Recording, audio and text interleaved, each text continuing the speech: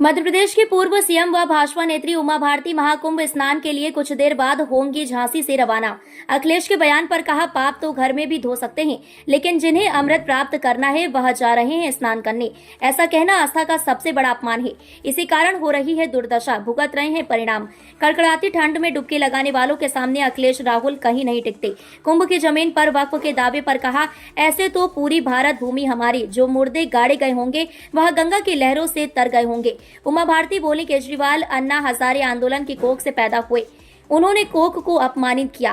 अन्ना के लिए बड़ा दुर्भाग्य। झांसी के ऐतिहासिक गणेश मंदिर दर्शन करने आई थी उमा भारती।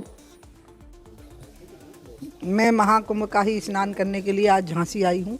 यहाँ से बुंदेलखंड एक्सप्रेस पकड़ूंगी। मेरे लिए झांसी से रूट आसान हो जाता है, इसलिए यहाँ आई हूँ।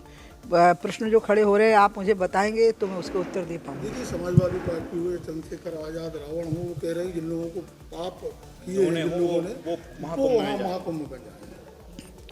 महाकुंभ जो है ना, वो अमृत की बेला है। जिनको अमृत प्राप्त करना होता है, जीवन का आनंद और भगवान की भक्ति, इसके लिए होता है। पाप धोने के लिए तो मनुष्य अपने घर में बैठ करके भी प्रायश्चित कर ले तो पर्याप्त होता है। इसलिए जो लोग वहाँ जा रहे हैं वो भगवान की भक्ति का अमृत प्राप्त करने के लिए जा रहे हैं, जीवन की दिव्यता प्राप्त करने के लिए जा रहे हैं। ऐसे लोगों की बुद्धि पर क्या कहेंगे दीदी? मैं कुछ नहीं कह सकती हूँ उन लोगों की, क्योंकि उनको इतने बड़े पूरे संसार के समागम, जिसमें पूरे विश्व से और खुद भारतवर्ष से करोड़ों की संख्या में लोग इकट्ठे हो रहे हैं, उनकी आस्था का इससे बड़ा और कोई अपमान नहीं हो सकता।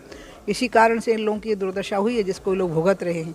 अखिलेश यादव आए दिन ऐसे ही सवाल उठाते रहते हैं अयोध्या पर।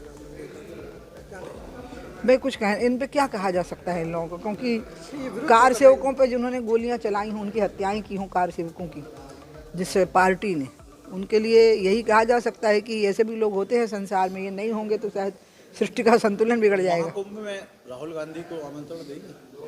नहीं, ये काम मेरा नहीं, ये तो आप योगी जी से पूछिए कि ना आमंत्रण गए हैं, किस किस को गए हैं कि नहीं भी गए हैं, क्योंकि प्रधानमंत्री, राष्ट्रपति, इनको तो सामान्य प्रक्रिया में आमंत्रण दिया जाता है। बाकियों के लिए क्या होता है, और जो लोग वहाँ करोड़ों जा रहे हैं वो बिना किसी आमंत्रण के, सिर्फ आस्था के कारण जा रहे हैं। आप एक संत भी हैं, और संत के नाते आप क्या कहेंगे कि लोगों को आना चाहिए इसमें महाकुंभ? किस में? राहुल गांधी नहीं, जो आस्था रखते हैं उनको आना चाहिए, जो भी आस्था रखते हैं।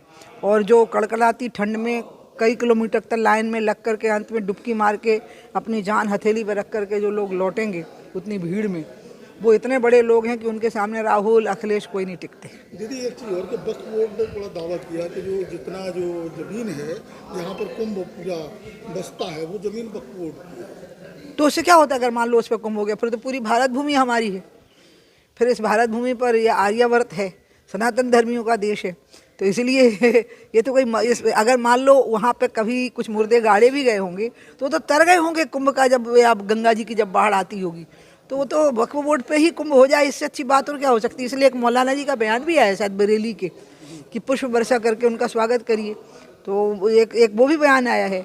मैं तो यही कहूँगी कि आप खुशी मनाइए, बल्कि गर्व का अनुभव करिए कि वहाँ पर कुंभ लगा हुआ है। दीदी, दिल्ली में चुनाव चल रहा है, घोषणा वहाँ केजरीवाल द्वारा तमाम तरह की फिर से एक बार तो मुफ्त की स्कीमें चलाई जा रही है, उसको लेकर कांग्रेस ने भी 8500 रुपए छात्रों के लिए भी किया है। महिलाओं के लिए कोई कुछ क्या है? इस देश में मोदी एकमात्र ऐसे व्यक्ति हैं जो नेता, प्रधानमंत्री बने हैं, जो लोगों को कह रहे हैं कि समाज को सामर्थ्यवान बनाओ, समाज को सत्ता पर आश्रित समाज मत बनाओ, बल्कि सत्ता समाज पर आश्रित हो। जनधन योजना वही है, मुद्रा योजना वही है, स्टार्टअप वही है। इसलिए मैं तो मोदी जी का अभिनंदन करूंगी कि वो समाज को अपने पर आश्रित नहीं बना रहे हैं, कि बल्कि सरकार को समाज पर आश्रित कर रहे हैं। केजरीवाल जी जो योजनाएं दे रहे हैं उससे सही है? केजरीवाल जी तो अन्ना हजारे के आंदोलन से निकले हैं, और जिस कोख से वो निकले उसी को उन्हें अपमानित कर दिया।